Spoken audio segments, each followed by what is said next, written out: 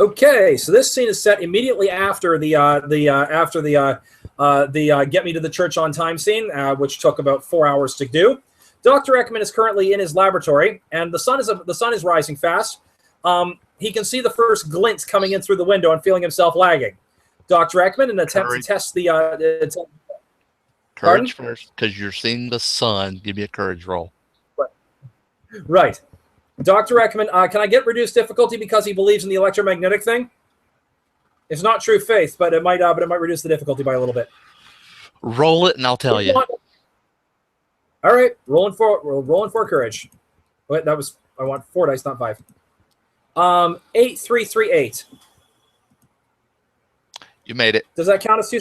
You're fine. Okay, that's 2. So having seen the first signs of the sun coming through, Dr. Ekman takes a deep breath, puts on the metamaterial cloak, and promptly becomes invisible. As the sunlight hits him, nothing happens. Then he starts to lag. And as he realizes he's spending a willpower, he promptly pulls the card out of his pocket from earlier, promptly grabs it and grabs a thought and says, "Hey, Taniqua, I'm in the middle of something here and I really could use your advice." You get a voice on the other end. What is it? I think I figured out a way to block out. She says, wait.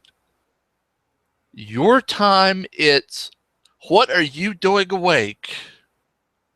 I figured out a way to block the sunlight, but the problem is, and I wanted to give it to Prince Josiah, who's at Humanity 9. I figured this might help him achieve Golconda. Problem is, though, I'm already lagging in willpower, and the fact that I'm working as a scientist is the only thing that's preventing me from losing it. I was wondering if I might be able to get some finishing touches help to be able to block out the mystical effect for sleep effects.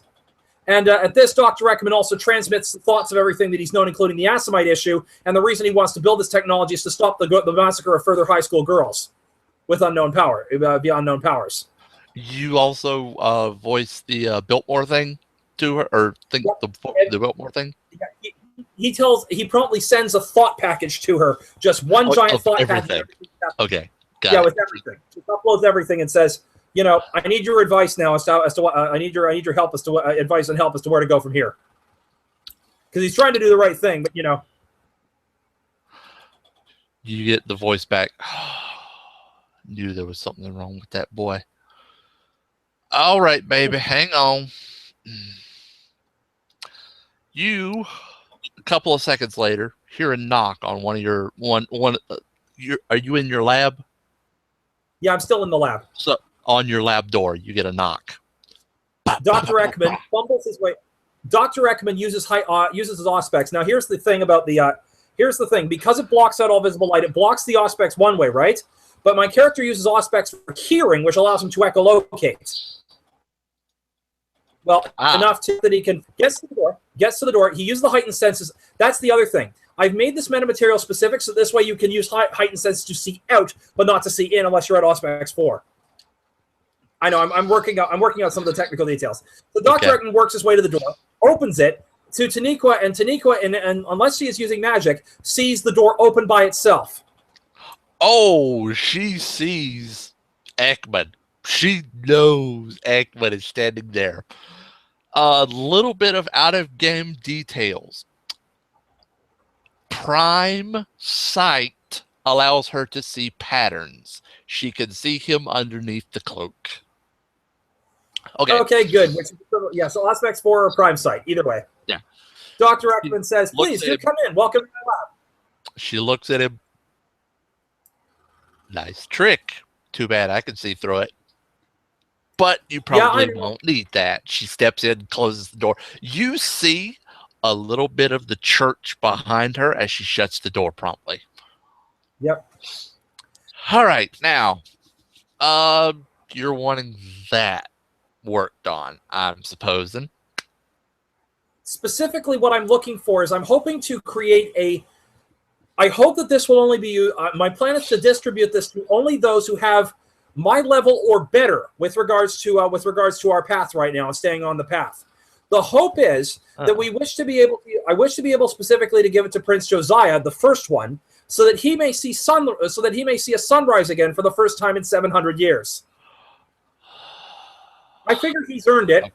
All right, I'm going to turn on the picture now for who's actually talking to him. Okay. Sammy hasn't seen his son in a while. Poor guy. This was specifically meant. This first one was meant for him. My hope is to later produce this for other kindred who might be of Prince Josiah's or my disposition or better. I get you. Well, your new disposition, that is, after the angels talk to you. Yes, that's what I meant. The newer disposition, not the older one. Mm-hmm. All right. I'll need to check it myself. Actually, take it off. Let me see it. Dr. Ekman at this point is going to roll courage again. Do I need to roll courage again? Actually, she said, this is the only thing that's being burnt right now. She corrects herself and says, hang on, Ekman. She turns around, looks at the window, closes her eyes, says words that you recognize as that strange language, and the windows go fuzzy. And it gets a little darker. Dr. Ekman takes the cloak off. Still amazed that you're awake with that. Anyway, baby. All right, let me see it. Sheer force of will. That's exactly the fact that I'm working as a scientist right now is the only thing that's preventing my will from completely sapping. Ah. Yeah. You just told her your nature. Yep. But anyway, okay. All right, let me see it, baby. She takes it off. She's talking about you. Yeah, she takes it off of you with one hand, looks at it. Not bad, not bad. Not bad for a filthy blood mage. Oh, sorry. Sorry, Cal. I will learn. I will learn. One day I will learn. I doubt that. Your avatar's dead. You don't have that spark anymore. I don't mean the magic, but I mean I will learn to better handle things. Mm-hmm. Mm-hmm. She looks at it. Amongst the kind world, it's a decade ahead of its time. Not bad.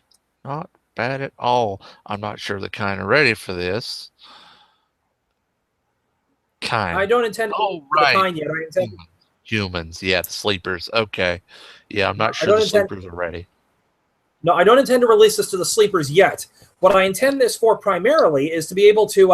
I intend this primarily right now to be used for kindred to be able to, for those kindred who are actually of my newer disposition or better. I wish to be able to have them the opportunity so they can walk in sunlight and see how the humans are doing. By being able to see the humans in broad daylight and see their interactions on a day-to-day basis, we might learn better how to help them with their problems, and which are by extension our problems. Sort of get in the minds of them and push them along. I get it. Well, if not push them along, if not push them along, at least to better understand where they are at right now.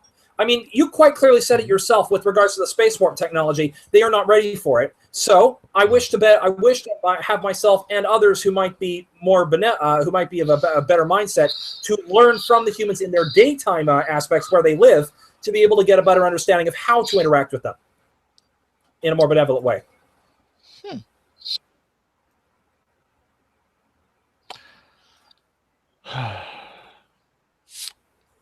All right, baby. Tell you what.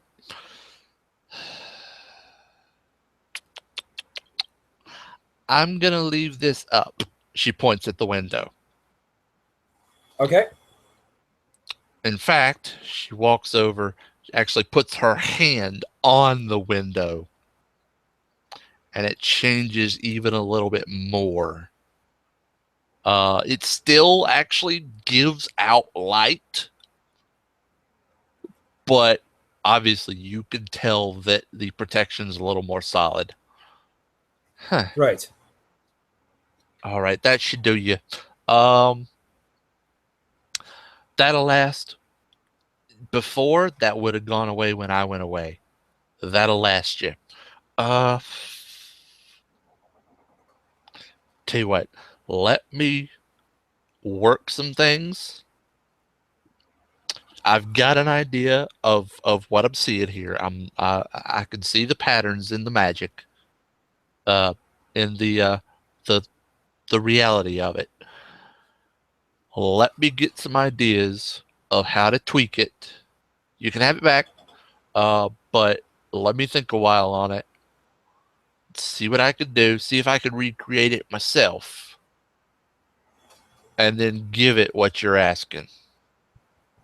Quick question: could we possibly integrate it in so that this way, so the conventional technological measures could potentially be able to replicate this magic?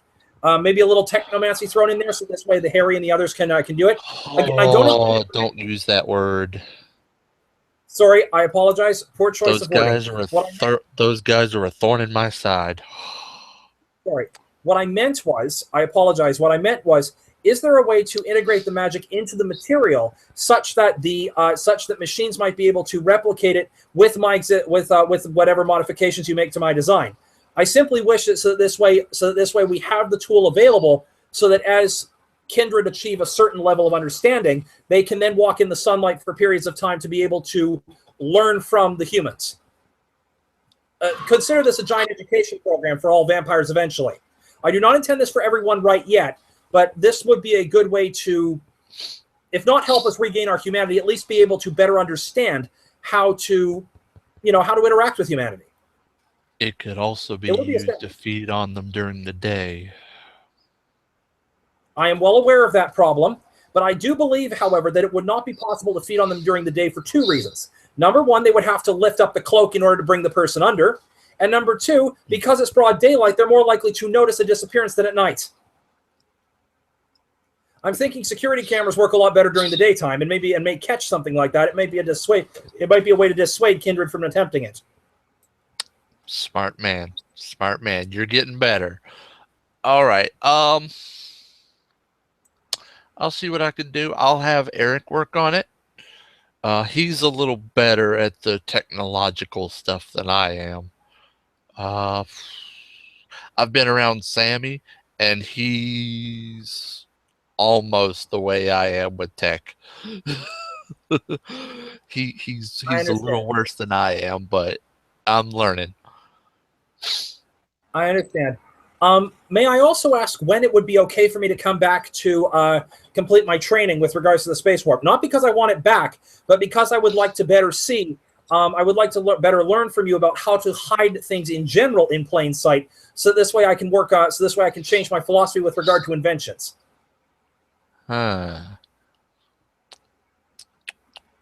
Let me see. I mean, you guys can keep it if you like. I just like to, now that I've got my mind on other inventions, I'd like to be able to figure out ones that will actually benefit the human race overall, and better learn how to introduce them.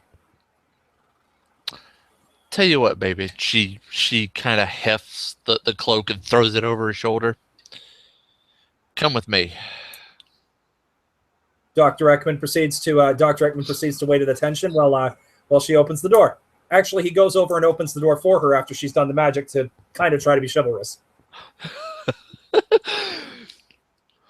To backtrack just a little bit, she goes over to the door, puts a hand on it.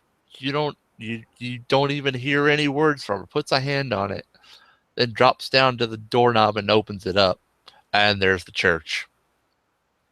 Okay, never mind. So the chivalry thing doesn't happen. Well, yeah, I mean, she would have let you, but she needed to do that, so she had to do the magic and open it. Like, all right, baby. Dr. Ekman follows her through. Yep, she walks in, and the 30-ish choir is still up at the front. She walks up and says, "Eric, got something for you." He comes over, like, "Yes, ma'am." Here. He looks at it, and he just grins. Because he just grins because, and I'll say this, all of the Celestial Chorus are prime. so they can see patterns. So he just looks at it and goes, Yep. He do this? Yeah, baby, he did. You're a good one. All right. What's he want? And she actually will turn around to you. Dr. Ekman says, specifically, what I was hoping to do with this was to maintain it such that the vampires would not lose willpower, would not lose their will or resolve while walking in the daylight with this. I wish them to be able to walk such that they can learn from humanity and learn how to better interact with them. Times have changed drastically for humanity, and I think it's high time that those of my newer disposition or Josiah's disposition were actually able to understand more about humanity in the daylight hours where they walk, and therefore be able to learn how to better interact with them without revealing themselves as vampires, of course. Yeah, he looks at you, nods a little bit, nods a couple of times, looks back at the cloak. I can make it easier. I can't exactly step on the big guy's toes, and he looks straight up when he says it, but I can make it easier. I also wish to be able to make this replicatable via machine, so this way I can have a number of them ready, so that every time every time a vampire achieves a certain level, namely my newer self or better, that with consultation with you, we can decide who to give another cloak to, so that they might walk amongst humanity and start learning from humanity in the time where they walk. One of us will have to go with anybody who uses it. Just so you know. That's more than fair. That's more than fair. I have figured out a way to address the feeding by daylight problem. If we can manipulate it such that more security cameras are up during the day, we'll get spotted disappearing. Now, of course, and what I mean by this is that any vampire who does this, we will be able to catch them instantaneously and promptly contain the situation. Now, you hadn't actually told him this. When you said it, he goes, "Oh, right, ooh." The feeding thing. Yeah. Yeah, well, and my character is trying to address the feeding thing by daytime. Yeah. Tell you what. Talk to David. I know you know him. Talk to David, and I'll put my 2 cents worth into him, and see if you can get him to do that. Okay. The third reason I'm here is that now that we're here already, I was hoping to get to the next stage of my training. Not because I want my space warp back, but because I'd like to better understand your guys' philosophy in general so I can apply it to my future inventions. All right. Okay, the mindset is you do it to inspire and to only slightly amaze. Because the sleepers will want to their minds can't wrap themselves around what the one can actually do. So he does it in little things that they can understand. I know that my earlier attempt was flawed, but I do remember a movie, this was what inspired it, called The Prestige, where Nikola Tesla invented something very similar, and then actually presented the real thing as illusion in order to amaze and wow the audiences. Is there a method whereby I can apply a similar method, or do I need to revamp it from the ground up? Illusion. He says, well, you know that I'm trying to out of games figure out if it was this guy that actually did the yeah, it was this guy. Okay. You saw how I walked out with the stuff you wanted me to give to Malala? Yeah. And how I walked back through another door. Through the same door, but using that method. It just looked like I walked through the door, right? Right. So you want it to be more you want it to be on that level of subtlety. Yes. Because your type of mundane magic, your type of tricks. And I know you can do what you think is magic. Your little tricks are good for some things. People would have a hard time understanding you appearing out of nowhere. But what if I did it in a... Hide it around a corner. Hide it by coming through a door. Okay. Don't put it in plain sight. And don't use it as part of a live stage act where I had a cover over top and then appeared out of thin air. David Copperfield's done it before and amazed audiences. I thought maybe something similar might be usable. Yeah, I believe he looks at Miss Daniqua. You had a talk with him about that, didn't you? Yeah, I did, baby. Yeah, I did. Wait, he was... I actually could have sworn he was kind. I mean, sleeper. The sleeping. We're not at liberty to tell you yay or nay. This is still Miss Daniqua. Yeah, understood. Dr. Ekman goes, may I try again with the door this time? How about a different trick? Because actually,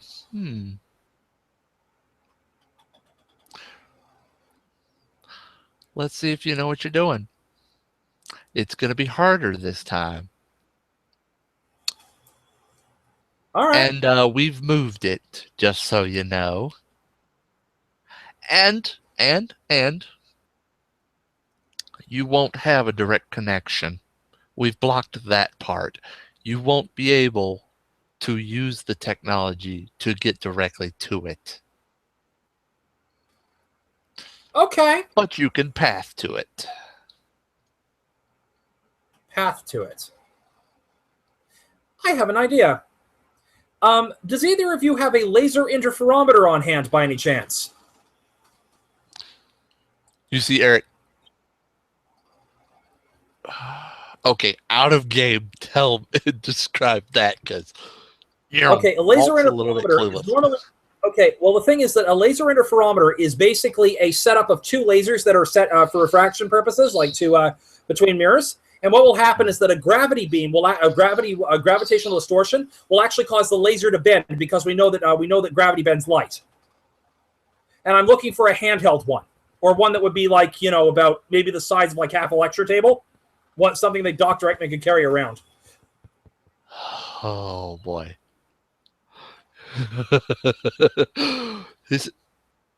Eric says, I might have one lying around here somewhere.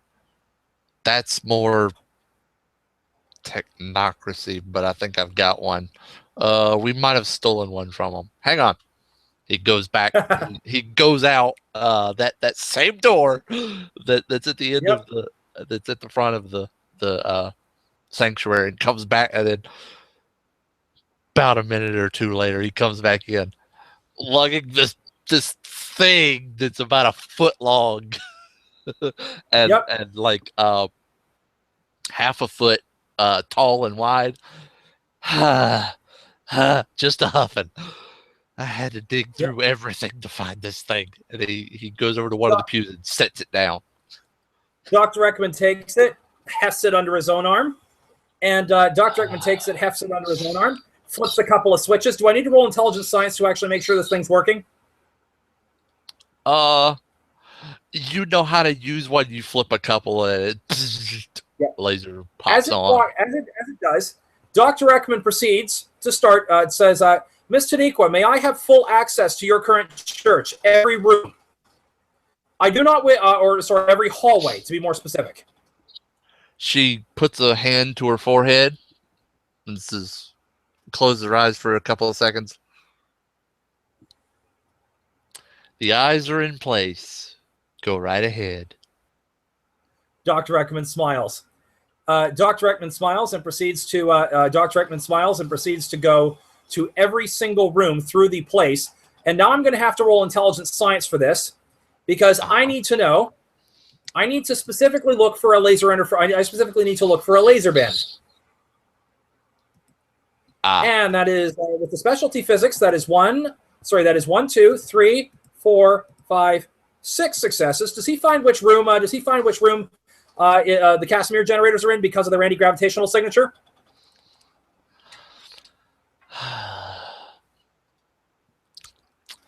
The direct connection was cut. Let me see. But remember, that if the generators are still active, they will cause a. If the generators are still active, they will have a slight gravitational signature. And in an extra-dimensional place like the church, that gravitational signature will propagate perfectly.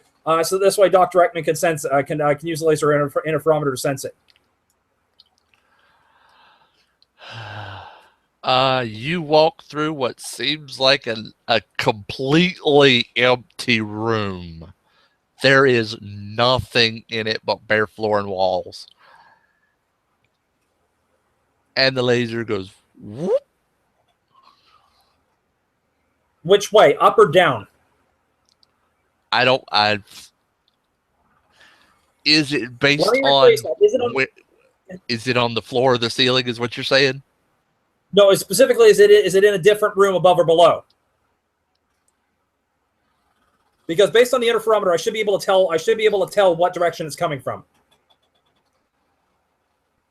The light will bend based on which way the gravity is coming through. Okay. This is part of how LIGO is using laser interferometers to detect gravity waves.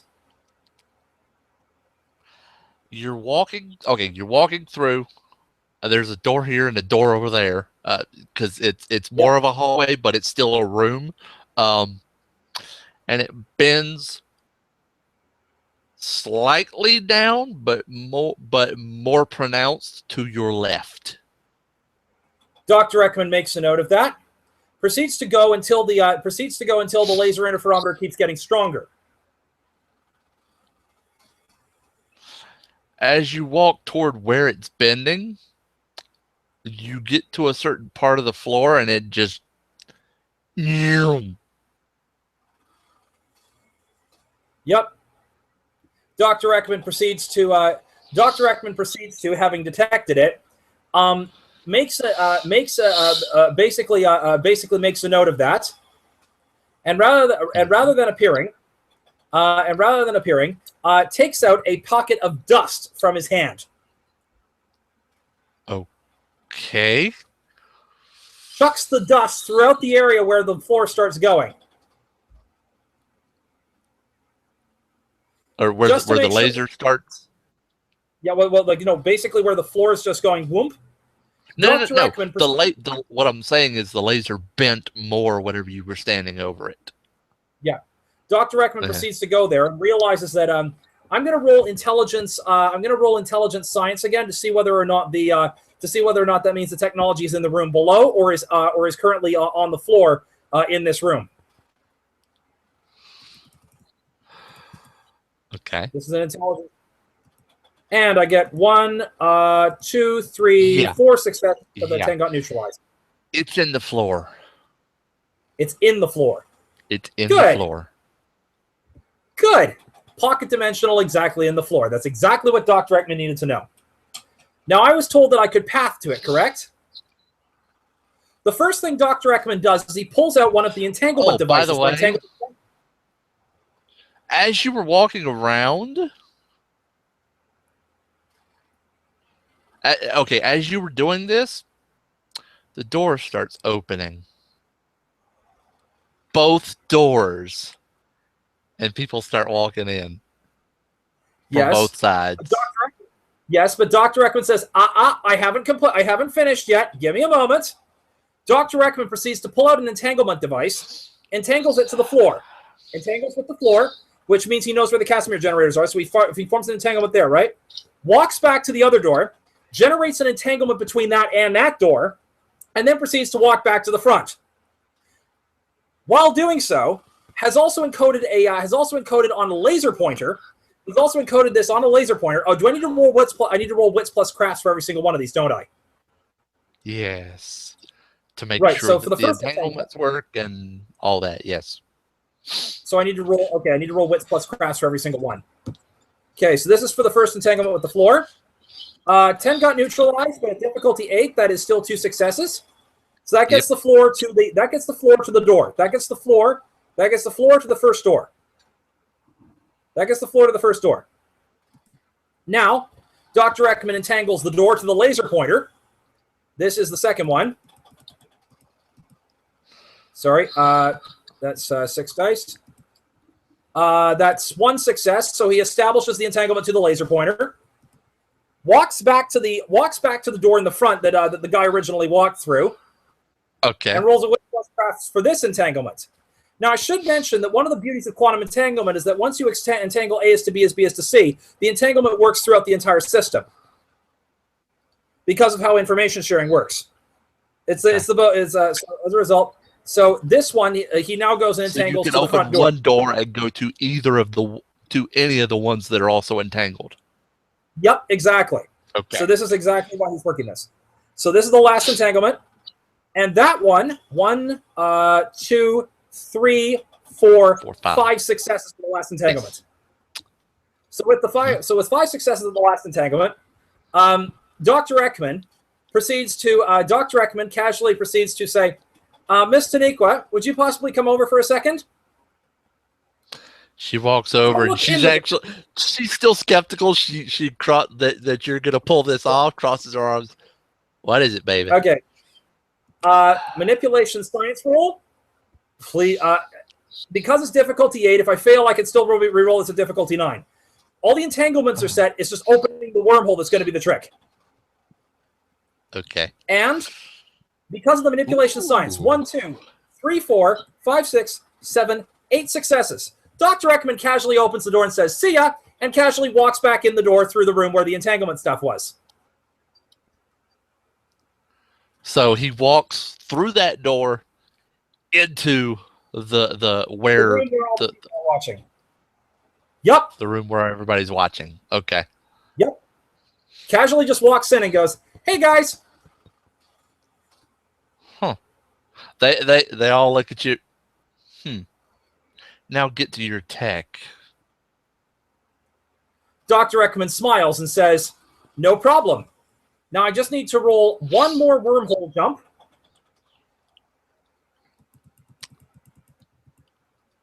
Sorry, 7 dice, not 8. Handled it properly. Now remember, the technology's in the floor, correct? Yes. Remember how I established every one of those entanglements? You established to the floor, the space in the floor. Yes. I established through the space. I established space in the floor and the technology to the door. Then I established the door to the laser pointer and the door to the other. So guess what Dr. Ekman does? With 1 success, because he's opened the wormhole, Dr. Ekman casually reaches back through the door he just arrived through and pulls out his technology. And says, like, "Oh," and says, "How was that?" They all turn as you're opening the door to the tech itself and go, "Yep. Oh, that's where we left it." Dr. Ekman chuckles and says, Dr. Ekman chuckles and says, "Well, how was that?" Miss Taniqua looks at you, looks at the tech, looks back at you. "Well, I'll be doggone. The boy's learning. Hey, kids, the Tremere is actually learning." And Dr. Ekman actually does one more thing. You hear the whole crowd go, "Oh." And Dr. Ekman goes, "One small thing that you guys might want to pay attention to." And one small thing that you guys might want to pay attention to. And Dr. Ekman points at the technology. Now that all of these entanglements have been made, and that front door is still active, you may want to sever these. Because now I have the method to be able to come back here. I will notify you, of course, that I'm coming. But if you guys would... right? Like, you say sever, and Miss Taniqua picks up her hand and snaps.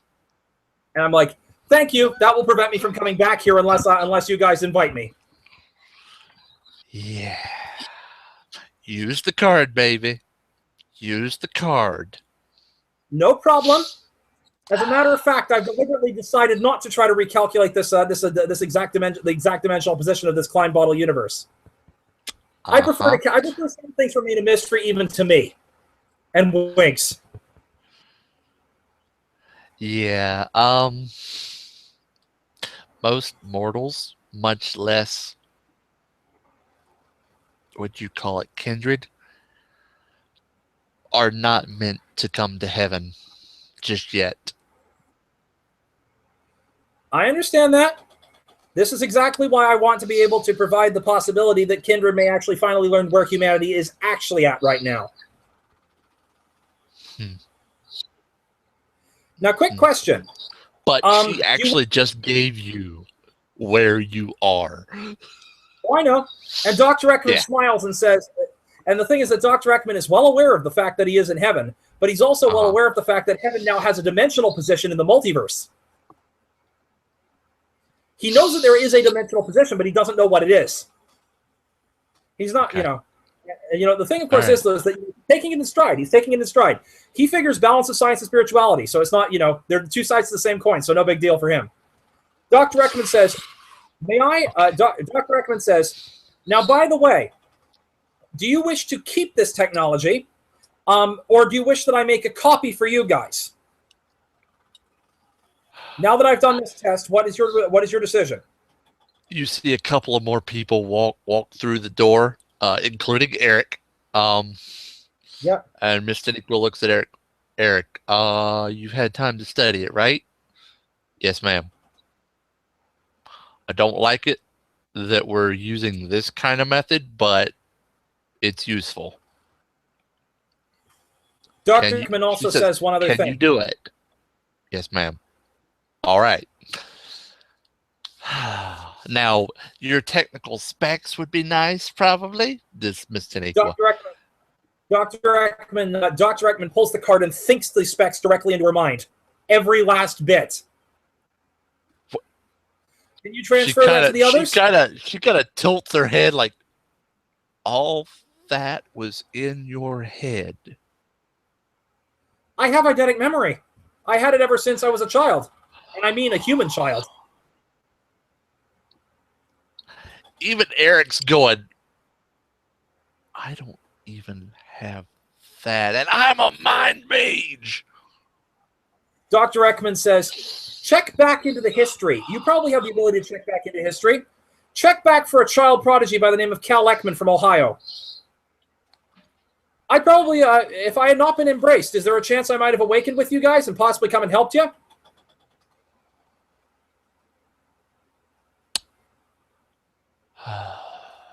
There's no telling what the one would will. Well, but because the things he wills are immutable. Yep. Oh, one other little aspect that we may need to discuss about this. I vaguely remember. Should I roll intelligence or occult to remember about what the Mage Inquisition is?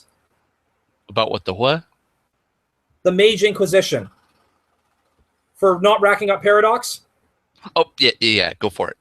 Roll it. You want me to roll for that?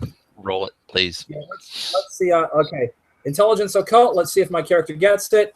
One success neutralized, but that's still 3 successes. 3, yeah. Dr. Ekman says, "Oh, yeah." As Dr. Ekman remembers, he goes, "Oh, one more thing I remember from my lore that might be relevant to you guys. I remember something about a Mage Inquisition that has a problem with mages overstepping the bounds." You see, every last one of them just goes, "Oh." Dr. Ekman says, "Now I know they won't be able to detect any buildup of paradox if and when you guys use this. But I'm wondering if I could invent a few more extra things that could be tweaked via magic. Maybe a couple of things that if you guys gave me more technical specs, I might be able to keep the Inquisition at bay for a period of time for you. I'm willing to help." Mr. Nicholas, I mean, you've given me this much help. Well, I've learned how to do things the right way and not ruffle the tapestry until absolutely necessary. And here we can do it all we want. Maybe. We'll talk. What happens? Let me put it this way. What happens if the Inquisition becomes overzealous, like certain other people in power we know? I want to make sure that you guys are protected safe from that, and especially Malala. She may have potential to become a bright mage like you guys one day. I want to make sure she gets that full potential sought, and that this place doesn't get sacked by the Inquisition. Oh, you're meaning that little idiot, mate. That little idiot leech. What little idiot leech? You mean Biltmore? Biltmore. Yeah. Well, if Biltmore, because that idiot leech got into power and he's been becoming corrupt, I worry that others in power in other circumstances may become corrupt and start attacking you. I wish to be able to prevent this in any way I can. Or I wish to assist in preventing this in any way I can. She gets a thought. Perks up. She actually reaches in her top, pulls off her symbol. Her symbol of the Celestial Chorus, and hands it to you. Dr. Ekman takes it. I can make another. Next time you see him, next time you see that little idiot, show him that and show that to his, what's he calling it? His personal aide. And see their reactions. We have I've got the perfect ceremony. Uh-huh. Let's see if I can present this to him as a present at my knighting ceremony. And Dr. Ekman says, "Yeah, apparently Biltmore wants to make me his dirty little slave. I'm going to be fighting that in every way I can. I'm not going to lose my mind this quickly." She stops, she holds up a finger, puts it to her temple.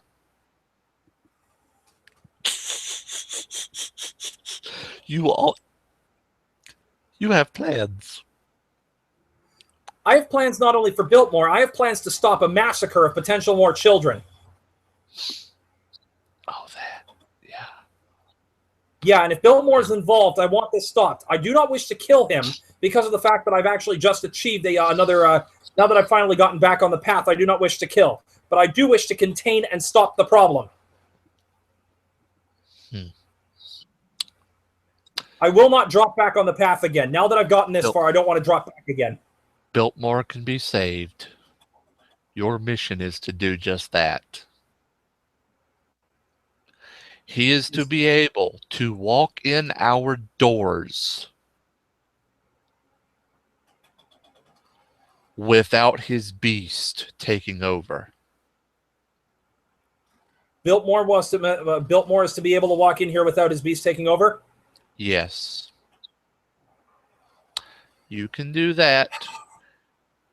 You can come see us anytime. There is only one method I can think of to do that, and unfortunately, I'm not sure it will work. I'm afraid that I may have to blood bond him to me, and thus use my mind to quell his beast, so that he may only be here under my escort. And I'm a little wary of doing that. If I can't get him in the right circumstance. There's a longer way to do that. He is not himself. There's a long So if we can overcome whatever. She's not telling you everything, but she knows everything that's going on with him. You can tell. You can see it. She knows everything that's wrong. There is something wrong. I'm not at liberty to say. Because she looks straight up because he would strike me down if I told you. Dr. Ekman says, I only have one question. Is this a person of your power, or is this a person or a group equal to your power? I need no more than that. Because if I can know what size of power I am dealing with, I can start formulating plans more effectively. Order of magnitude would help. We could take out the influence, but we're not allowed. That's all I needed to know. For whatever reason, he won't let us just bust in and take out the influence. Very well. Now that I know that, I can start working plans accordingly. Because if he's not at your power level, then there is a chance that if whatever's controlling is not at your power level, then there is a chance of my scale of beating him. Him? I will. May I keep the space? When you keep talking about the influence as him, she arches an eyebrow. Him? I have a suspicion of the gender, but I do not know more than that. This just feels like some power hungry male overwriting. I'm sorry, I've hung around feminists for a while. They start to rub off on me a little bit. Like I said, present that to Mr. Biltmore and his aide and watch their reactions. Mm-hmm. Be sure of both of their reactions. Actually, you may wish to present it to any and all of his aides, if you wish. That being touched and created by me is considered holy. I could see that working. I am allowing you to hold it. Thus, you are able to hold it. Dr. Ekman nods. I'm assuming I would have been immolated if I had tried to touch this at any other point. Quite right. Dr. Ekman nods and smiles. May I continue working in my lab during daylight hours now that we've gotten this done? And also, yes. If you can stay awake, you're more than welcome. The protections are still up. Thank you. And I'll give you guys a shout in a little while to find out how the metamaterial cloak is going. I wish to present it. Sorry. I wish to present it to Prince Josiah when I see him next. That card can also act as a sort of mental text message. Eric tells me these things about text message, email. I still don't quite get it, but you should be able to use that as a mental text message and let me know. And let me know that you want to know something. Dr. Ekman smiles and says, Miss Taniqua, you said you've been having difficulty with the technological elements, yes? There needs to be an escort for Prince Josiah when he goes and walks into the sunlight for the first time under this thing? Why not come join us? Perhaps you might be able to see the modern society for what it really is during the day. You're the first one to escort Prince Josiah. The two of you can make a day of it. You know, I haven't been out of this church in a long time. It was nice to actually go to your place and just be there. See, any of you are welcome. See the filtered sun, where this thing is just harsh. No offense. She looks up kind of fearfully. No offense. Dr. Ekman says, "Well, any of you are welcome back anytime to my lab. And if I can get enough, and if I can get a metamaterial cloak made with my own willpower spent, perhaps maybe we can make a day of it sometime. I know of a few resorts I've always been wanting to go to. I mean, I know they're not in North Carolina, but if I can get Biltmore to ease up the restrictions, or if we can use the door technique, maybe we could go. Maybe we could go to a few places I've been meaning to take a look at. Might be fun. Might be a fun outing one day. Perhaps. We'll see. Might be a little bit difficult for you at first, but we'll see. Well, I can spend willpower. I can spend willpower as long as I'm under the cloak, and as long as I'm working, as long as I keep my scientific frame of mind, I should be just fine. To me, exploration is like science. It should be able to mean I can keep my will and resolve up for a long while. We'll see, baby. She turns to Eric. Eric, you get to work on that. See what you can do with that pattern. And see if something else can make it. And he just nods and he, hefts it over his shoulder and walks out of the room. Dr. Ekman smiles and says, well, I probably best be going, Miss Taniqua, but you're welcome back at any time. And as a matter of fact, I might even invite you to dinner at some point. I still do a mean souffle. I may not be able to eat it, but I can still present it to you.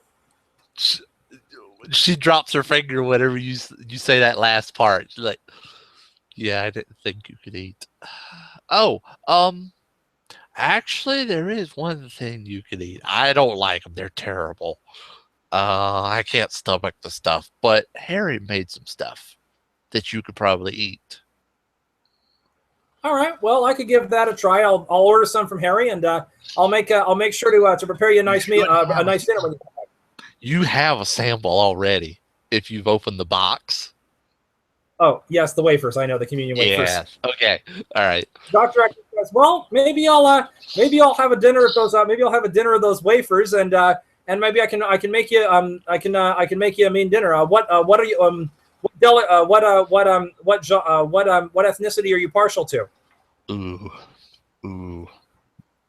She visibly brightens when you start talking food. Ooh. I love me some good soul food. How good are you at soul food, baby? I've gotten let's just say I've got a certain Cajun chicken recipe I might be able to do.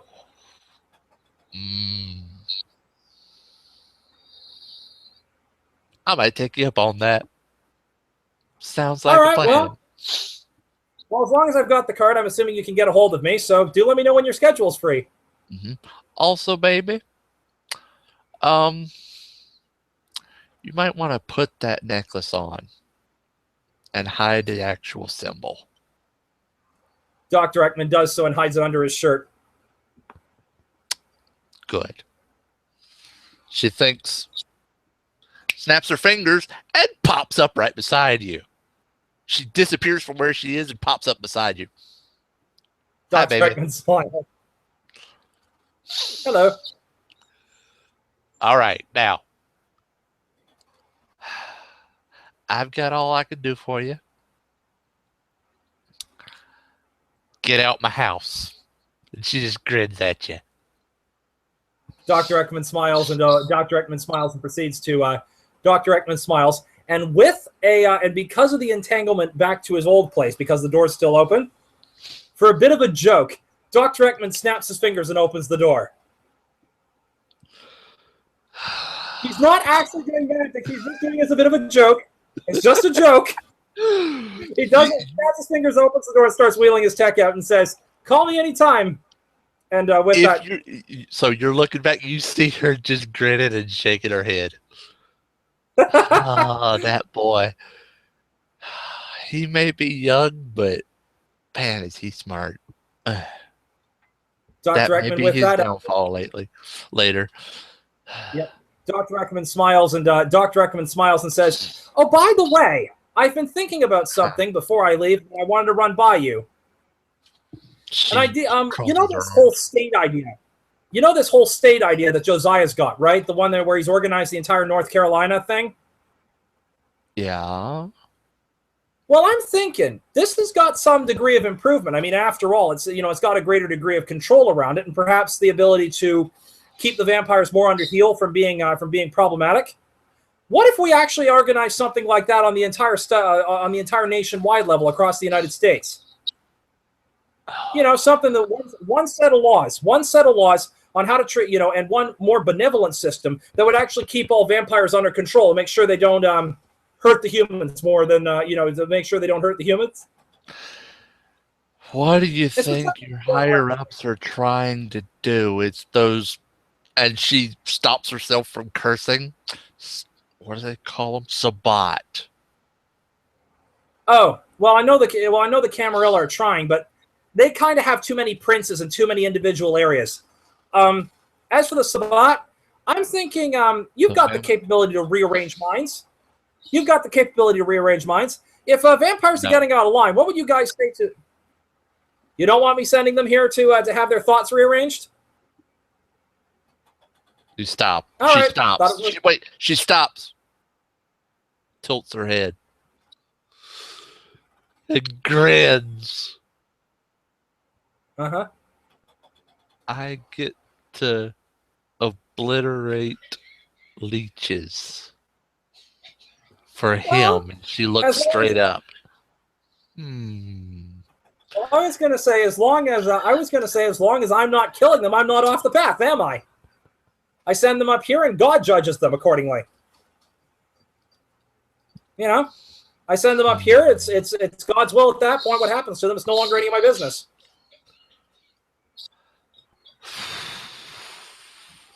All I need to do is push them through the door. Once we're gone, my touch will no longer be on your lab. You'll have to call me. We'll talk about it. All right. Dr. Ekman says, there is another way to handle the problem, though. Allow me to entangle this door to my lab door. It will never be opened unless I get explicit permission from you first. But if need be, if need be, I could entangle my lab door directly to my technology, and then all need be do is we just shove leeches into the door. It would be a perfect way to hide it. I'm not saying we do it right now. I'm just saying we have the option available. Again, it's your call. It'll be like shoving them out into the sun.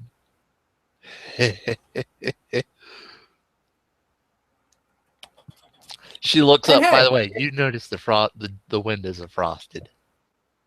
Yeah. Okay. Still, we'll talk about it. I don't know if the rest of my brothers and sisters want you entangling our door. And we're probably gonna move this now that somebody knows where it is, but we'll keep in touch. Dr. Ekman says. Dr. Ekman says, fair enough. By the way, if I ever make the multidimensional calculations as to where your new location is, I'll let you know so you can hide it better. Okay, hey, baby. If I can find it, I'll help you hide it, right? You can tell she's starting to warm up to you. You don't even need an empathy roll. Yeah. You're starting to convince her. Hey, I've always had the best interests of the kind at heart. I just didn't know how to go about it until you guys gave me a hand. Talk to Harry. He'll help you out a little more with that. And if you need a crash course, I don't recommend it because they tend to get vicious on multiple visits. I've seen one turn into a pool of blood whenever they got too antsy. But talk to Harry. Actually, talk to Sammy. He'll be the best one to help you. All right. And yeah, Mr. Nico, you're welcome back anytime. The same goes with any of your brothers and sisters. Hey, maybe we'll make a big party. Maybe we'll make a big party of it sometime in my lab. Maybe. I may have a couple of new inventions specifically for you guys. Okay. You never know. And with that, Dr. Ekman wheels his technology back into the lab, closes the door, and smiles. Is the frosting still on the windows? Oh yeah, it's still there. Dr. Ekman smiles, and he knows where the mansion is, and he knows where Biltmore sleeps. So Dr. Ekman, oh boy, he wants to do this. No, he's not gonna kill Biltmore. He's not gonna kill Biltmore at all. He's not even gonna show the symbol. But the thing is, Biltmore doesn't know whether Dr. Ekman has a ghoul or not. So Dr. Ekman, remember that I still have the prince's door available. Now that he has his space warp technology back, Dr. Ekman entangles it to his own door. Dr. Ekman entangles it back to his own door. I'll roll a Wits plus Crafts to entangle it to his own door. Oh, boy. Oh, me. Nope, no successes. That was a botch, actually. Dr. Ekman shakes his head and goes, "Oh, well, I had an idea for Biltmore, but I'll have to save that for later." On the other hand, Dr. Ekman still has his technology back, so he wasn't able to entangle it to his own door, but he could technically still open a wormhole to Biltmore's door. Manipulation science to open just to Biltmore's door. Oh, boy. Just to open to Biltmore's door. Dr. Ekman makes a little paper airplane with a little note inside. Manipulation science. Okay, one of the 10s got neutralized, but that's still at difficulty 8. That's still 2 successes. So the door opens. So the entanglement line opens. Dr. Ekman reaches the door handle, opens it, and chucks a paper airplane through and closes the door. They never actually see it. They never actually, do Biltmore's aides actually see the paper airplane fly through the door? Nobody happens to be guarding that particular door. You got lucky. Well, it wouldn't have been a masquerade breach either way. It would have just been a paper airplane through a door. Yeah. No big deal. But there's a note that lands right on top of Bill. Does Biltmore sleep in a coffin or just on a bed? We can figure that out later. It lands beside where he sleeps. No. It lands on top of his chest. Oh, if he's not in a coffin, he's probably he's far enough along that he sleeps in a bed. So So a little paper airplane arrives on Biltmore's chest, which when he wakes up the following night, he sees this little note that when he opens it, it goes, "Dear Prince Biltmore, I humbly accept your offer of knighthood. I humbly accept your offer of knighthood, and I'm going to be doing my best to protect you with everything I possibly can. I trust this finds you well. I look forward to seeing you. And I even have a little present arranged for you. Sincerely, Dr. Cal Ekman." Present. Ooh, present. When Biltmore wakes up the following night, we'll skip ahead. We'll skip ahead to when Biltmore wakes up the following night. How does Biltmore react to this? That will have to wait for another scene. Fair enough.